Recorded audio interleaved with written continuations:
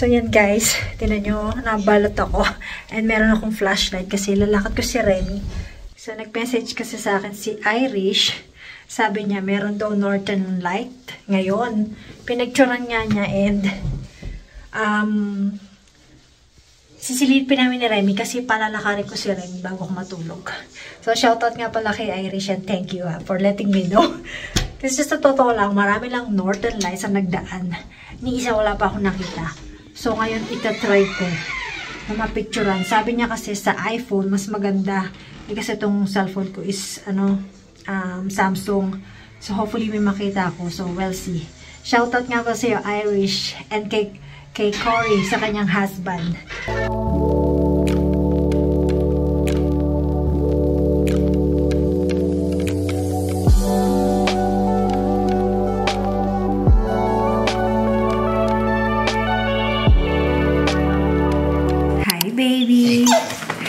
Excited siya. So, ayan guys, yung dining table, dining set.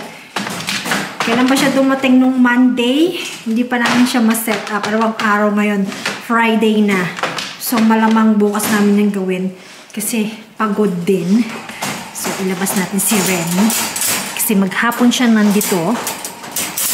Hi! Hi! Are you excited to see Mommy? Oh my God, miss na miss ang Mommy. Ay! Let's put away the groceries. Come on. Let's put away the groceries. Ito guys yung mga pinamili ko sa Walmart.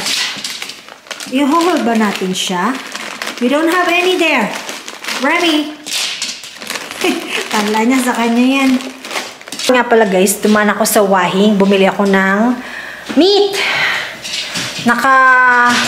Ang dami kong nabili kasi bumili ako ng beef. Sabi ko mag-turkey ako pero we change our plan. Ano na lang ako, magro-roast beef. Kasi nga, para maiwan ko na lang siya sa ano ba tawag doon? Slow cooker.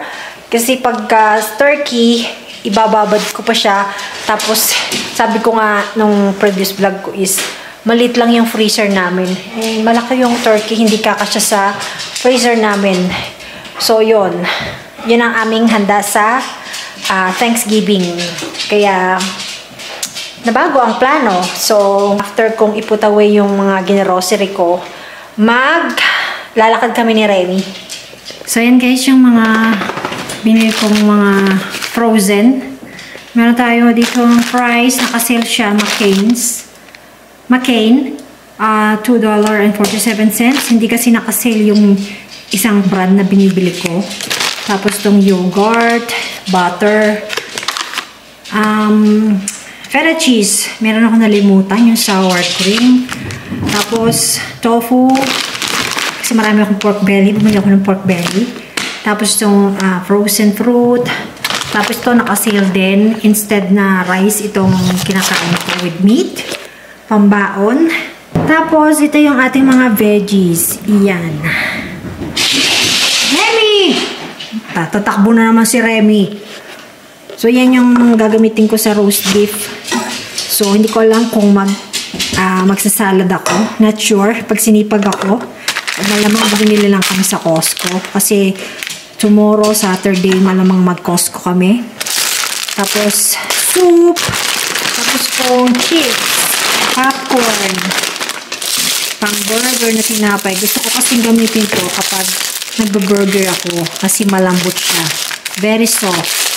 Tapos yan, pebble gum. Tapos itong cookies, biscuit. Masarap kasi ito, lalo na sa tea. Tapos syempre, yung ating dessert na cream, chocolate flavor. And the oranges. And yan, mga produce, vegetable. So yan guys, ipuput away ko lang yung mga kailangan ilagay sa fridge. And then, ilalakad ko si Remy. So, kagabi nga pala yung nakita nyong pictures. Mahirap pala siya kapag binibidyohan mo. Hindi pala kita yung Northern Lights. So, kaya pinicturean ko na lang siya. At least na-share ko sa inyo. First time ko nakakita nun guys. Alam nyo ba? So, mas maganda daw yung Northern Lights na yan. Dito sa may area, sa may Alberta. Sa may bandang Banff and Canmore. So yun, nakita ko nga yung mga post sa Facebook, ang daming nagpo-post. And totally nakaka-amaze talaga. So yun, magandang experience yun. Buti na lang, sabi ko nga buti na lang nasabi sa akin ni Irish yung, yung anong yun, Northern Lights. So sabi niya, mamaya meron pa rin daw. Pero mas bright daw yung pagka Northern Light niya nung nakalaang 3 days. Hindi ko naman alam eh. So, yun. So, hi guys. Happy Saturday. So, today, pumikap ako ng shift. And, hindi ko alam si Mikey kasi, sayang ang gas. Kasi wala namang Costco malapit sa amin. So, sabi ko, ako na lang ang dadaan kasi sayang ang gas. Mahal pa naman yung gas. Parang 153 sa labas. Ewan ko lang dito. Kaya nadaanan ko yung pila sa gasoline station dito sa may Costco. Ang haba-haba. Sayang lang yung ipaghihintay ko. Masusunog lang yung gas ko. Eh, paglabas ko naman dito, merong gasoline station. Parang 2 cents difference. So, sabi ko, dito na ako magpapagas. So, yun. Because today is monthly grocery. Kailangan kong bilhan si Remy ng treat niya kasi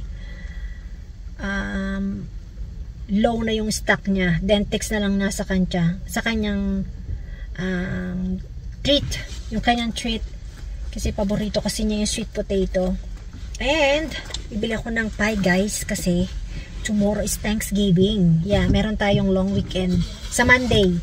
And tomorrow, bukas namin gaganapin yung Thanksgiving dinner. Kasi Monday gusto namin, pahinga kami.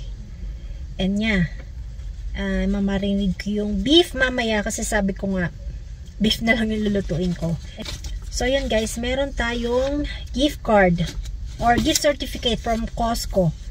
So ang gagawin ko is i-renew ko yung aking membership. And meron akong biniling costume para kay Remy. Ito, kasi kapon nag-grocery ako sa Walmart. Oh my god, hindi kasya sa kanya. So ibabalik ko siya either tomorrow pag may time ako after work. So yun, let's go na. Yun guys, ang parking punong-puno kasi sa Monday nga Thanksgiving. Hi Remy! Hi! Ay, excited na naman siya. Ganyan siya ka-excited pag dumadating ako. So yan guys, hindi ko na siya maihohol kasi pinut away na ni Mikey kasi nasa garahe ako. And hindi ko nasabi sa kanya wag i-put away. So yan yung natira, yung iba na itago na niya. Yan, naamoy-amoy na lang ni Remy. Sobrang daming tao guys sa Costco. Nainitan ako. Ano siya? Ang daming tao. Alam mo yung kapag lalakad ka, as in, nakasunod ka na sa tao. Parang ang agwat nyo na lang isang dangkal, ay isang brasong ganyan. Kasi sobrang tao, sobrang dami talaga. Kasi nga Monday holiday, close sila. Tapos Thanksgiving. Tapos ang dami bumibili ng pumpkin pie. Hindi ko alam kung ilalagay ba to sa rep. Siguro hindi kasi nasa labas lang siya eh. So yun, kami magluluto ng dinner. And ang boxes is sobrang dami. Nakantala dyan. Sana magawa namin ni Mike today or tonight after dinner.